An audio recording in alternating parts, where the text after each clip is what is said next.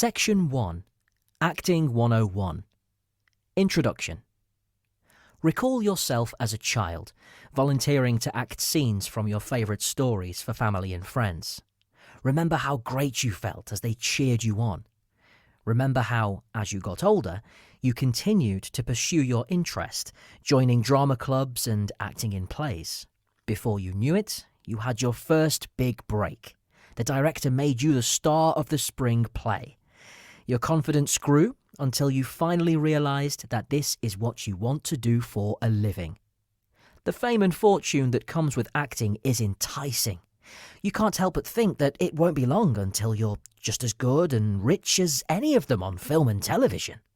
Well, I hate to tell you this, but it takes a little more than wishful thinking.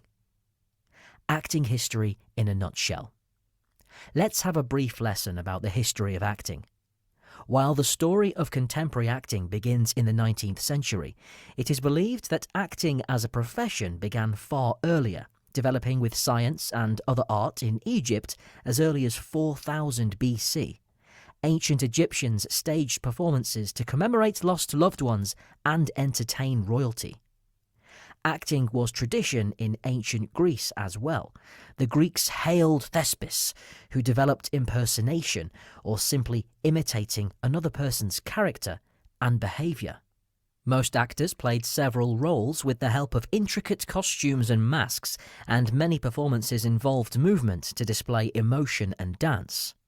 Since these shows were put on in huge open-air theatres, it was difficult for actors to amplify their voices with masks covering their faces, so the focus of acting at this point focused more on body movement instead of dialogue. The Greek love of acting was transferred to Roman culture, evolving an emphasis on speech delivery and the use of voice to indicate emotions. Acting became more professional with the emergence of commedia dell'arte in the 16th century in the country now known as Italy, which was an interesting time as actors improvised scenarios. England's stages opened to more strict and well-defined work during the Elizabethan era, where writers like Shakespeare wrote plays that included complicated, structured, and heavily developed characters. All through acting history, techniques and methods were constantly morphing into something more complicated, giving us the rich styles and abilities we use in acting today. Modern acting techniques. Method acting. Method acting, otherwise known as the Stanislavski method, is widely practiced. In fact, most acting techniques are based on this system in which character development is central. Actors are encouraged to study their character until they know them inside and out. The Meisner technique. The Meisner technique was derived from the system developed by the great Russian actor Konstantin Stanislavski. It was developed by Sanford Meisner, Stella Adler, and Lee Strasberg. These teachers advocated the use of more natural techniques to bring out emotions and characteristics of the role being played, believing this would establish portrayals more fluid than those of hundreds of years ago. They put value in the authenticity and delivery of movement so that the audience's emotions would be more easily affected. Most common acting terminologies.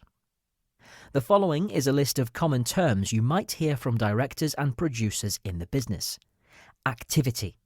Actions a character must make when playing a role. Behaviour. Although subjective, the general behaviour of certain characters exists so that actors will recognise what's expected of a role. Objective. The character's ultimate goal. Lucidity. A character's clarity. Bind. A character's conflict, a binding circumstance that limits a character and which the character cannot break free from without considerable damage. Character, the role's personality. Conflict, problematic circumstances that need to be overcome by the characters, usually opposing a positive objective. Premise, value of the play. Tension, the conflict portrayed. Transfer, movement of weight from one part of the body to the other.